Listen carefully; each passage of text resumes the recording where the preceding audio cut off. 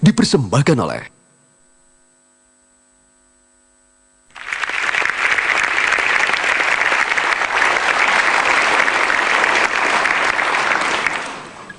Terima kasih Anda terus di Mata Najwa episode spesial Habibie hari ini. Pak Habibie, kita bicara demokrasi hari ini dari kacamata Habibie hari ini. Partai politik Pak Habibie yang diharapkan bisa menjadi salah satu instrumen demokrasi yang matang. Dalam praktiknya kita lihat seringkali mengecewakan. Dinasti partai, kemudian pengurus yang bolak-balik dipanggil KPK, kemudian berbagai hal yang rasanya malu kalau kita mendengar tingkah laku politisi. Mohon maaf kepada para politisi yang hadir malam ini, tetapi itulah kenyataannya Pak Habibie. Dan kemudian orang mengatakan, itu kan tanggung jawab Habibie. Ketika itu ia yang membuka keran reformasi termasuk undang-undang partai politik. Melihat sekarang, apakah memang resiko itu sudah diperhitungkan? Memang sudah sampai waktunya kita harus mengambil kebijaksanaan dan memberikan kebebasan kepada anak cucu kita. Termasuk untuk berpolitik. Termasuk untuk tapi jangan hanya politik. Siapa yang kerja?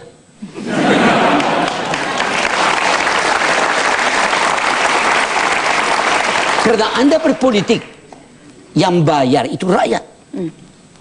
Rakyat yang bekerja, yang membayar pajak, perusahaan-perusahaan yang bekerja dari pemasukan dari sumber daya alam.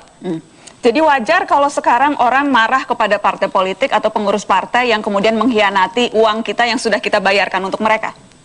Wajar. Kalau partainya sudah dipilih, rakyat dipersilahkan memilih seseorang yang menurut penilaian rakyat itu berdasarkan prestasinya. Karena itu penting kita buat kriteria yang siapa yang diperkenankan dicalonkan menjadi pemimpin bangsa ini untuk pembangunan. Nanti kalau dia dipenuhi dan rakyat memilih si A menjadi akan memimpin itu, maka A itu kita namakan presiden.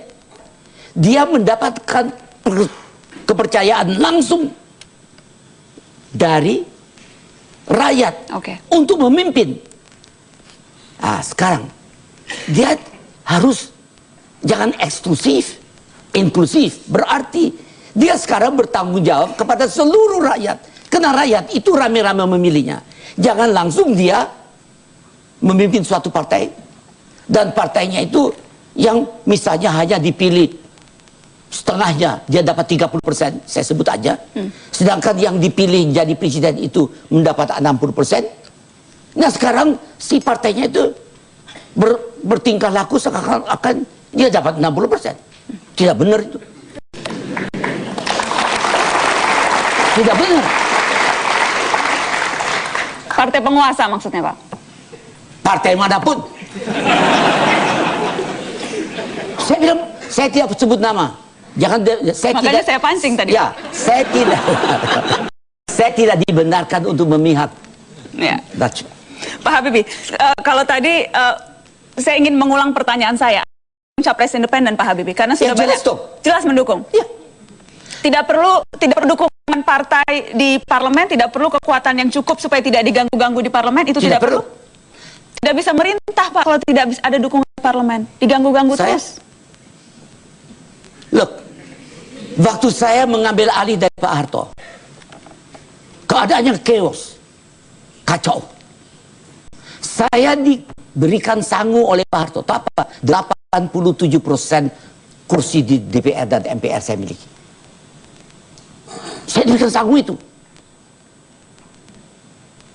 Apa yang saya buat? Saya yang ketua dari keluarga besar Golkar yang memiliki 87% suara. Saya keluar dari Golkar. Bapak tidak menjabat? Tidak. Saya mengatakan, maafkan, saya jadikan pertama Golkar itu waktu hanya golongan karya, saya jadikan partai politik.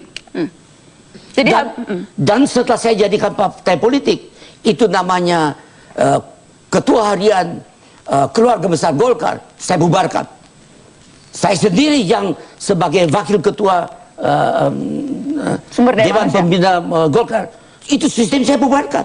Saya serahkan sama mereka susudian sebagai partai. Dan saya minta permisi. Saya tidak bertanggung jawab terhadap Golkar. Saya bertanggung jawab terhadap bangsa Indonesia. Jadi Presiden Habibie ketika itu menolak dengan tegas rangkap jabatan. Presiden Habibie melepas semua. Saya menolak. Jabatan bukan hanya untuk struktural. saya. Semua orang. Saya sampaikan. Semua pimpinan dari partai, termasuk Golkar, tidak boleh duduk di kabinet. Pak Akbar minta diri mundur sebagai Mensesnek. Dia memilih menjadi ketua, karena dipilih menjadi ketua partai Golkar. Yang lain juga, Hamzah Has mundur, tidak boleh. Kalau sekarang terbalik tuh Pak. Karena itu kita dapat vortex. Kalau sekarang menjabat presiden dulu, baru jadi ketua partai Pak. Ada mau komentar soal itu Pak Habibie? Komentar menurut saya salah itu. Wrong. Wrong.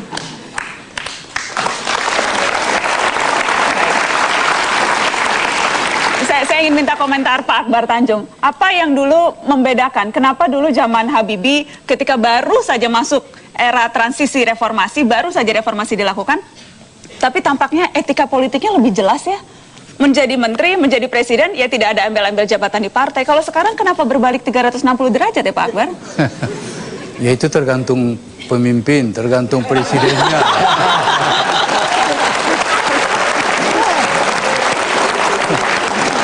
Jadi betul-betul itu Kalau tergantung ya? presidennya Pak Habibie ya tentu beda dengan yang sekarang. Pasti melanjutkan apa yang telah dirintis oleh beliau. Waktu itu saya juga marah ke Pak Habibie. Pak Habibie, saya ini kan ketua umum Golkar. Sekarang kok Pak Habibie ngambil putuskan tidak boleh pegawai negeri sipil menjadi pengurus partai. Pak Habibie tahu nggak? 80% pengurus Golkar itu pegawai negeri. Bayangkan Pak Habibie, kalau nanti dia tidak boleh, di mana pengurus Golkar? Ya kamu cari sendirilah.